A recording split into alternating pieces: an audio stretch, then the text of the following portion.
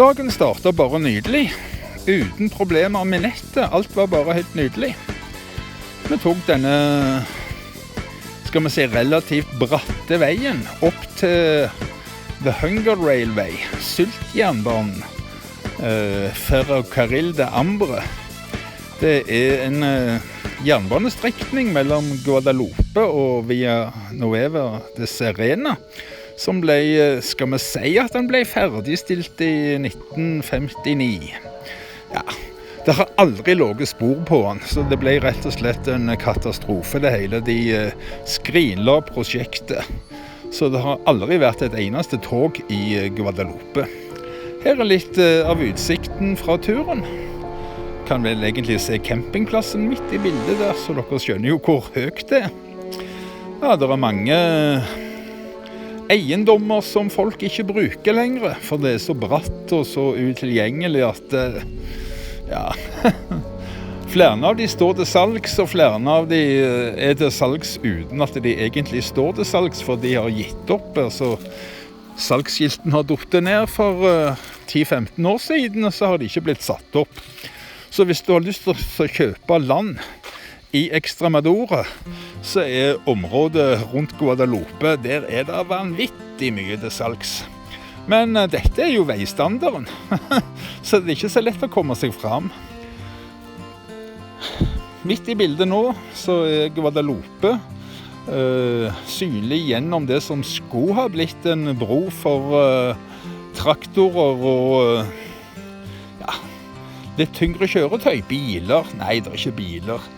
Viva la Virgen de Guadalupe står det der. Det stod der for 12 år siden også, men da var det litt mer farge på bokstavene.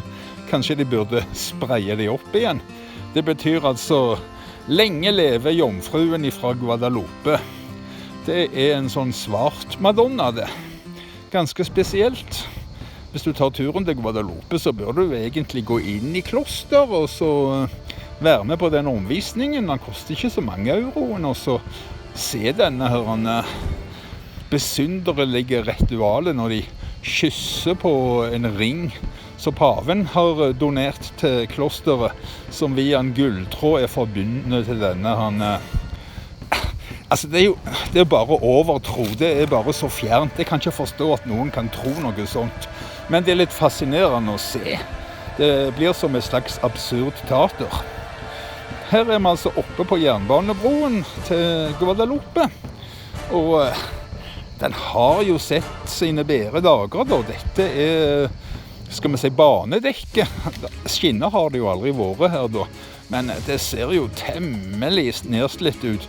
Men de eneste som bruker den, det er noen ganske få som bor på andre siden av broen i forhold til dette bildet, og så er det en fyr som driver en flokk med sauer over den hver eneste dag. Det er 2 tunneler på denne veistrekningen, eller jernbanestrekningen da, som jo selvfølgelig heller aldri hatt tog.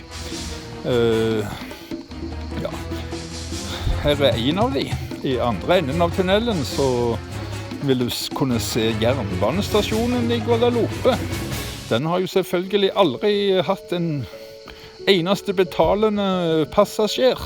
Det er heller aldri tog. Dette er midt inne i tunnelen. I enden av tunnelen der er altså jernbanestasjonen. Kan se den så vidt her.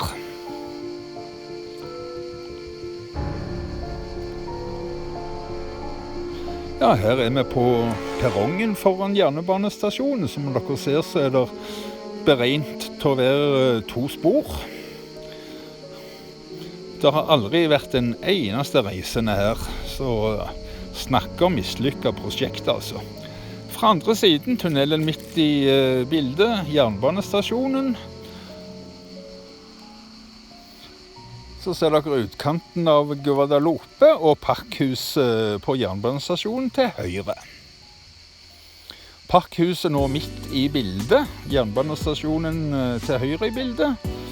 Så ser vi litt opp veien, som det hadde jo vært veldig genialt med en jernbane her, for det er jo så nær Guadalupe sentrum. Men det skjedde aldri. Ja, her vi i veikrysset inn mot Guadeloupe by. Som by og by. Det ikke akkurat store stedet. Det jo veldig populært for en del sånne pilgrimer å komme her til. Men hvis de vil gå Ruta de las Emeritas, så har de ikke mye hjelp av dette skiltet, for det jo i en sinnssvakt dårlig forfatning. Den turen der, den har vi gått før. Jeg tror ikke vi går den i år, kanskje vi gjør det, men jeg vil jo anbefale deg også å søke etter den på YouTube, for der det mange gode videoer. Her jernbanebroen sett litt på avstand på veien inn til Guadeloupe sentrum. Guadeloupe jo en by som ligger på en fjellhylle, som har blitt litt for liten. Så dermed det en del huser som ligger både på oversiden og nedsiden av denne fjellhyllen, og der en del gater som egentlig helt sinnssykt bratte, opp imot en 30% stigning i en bygate. Det ikke sånn som du helt vant med. Vi hadde tenkt å sette oss inn på Bar Marina for å høre og se Tour de France, se på TVP og høre på NRK Sport, men det ble ikke helt etter planen.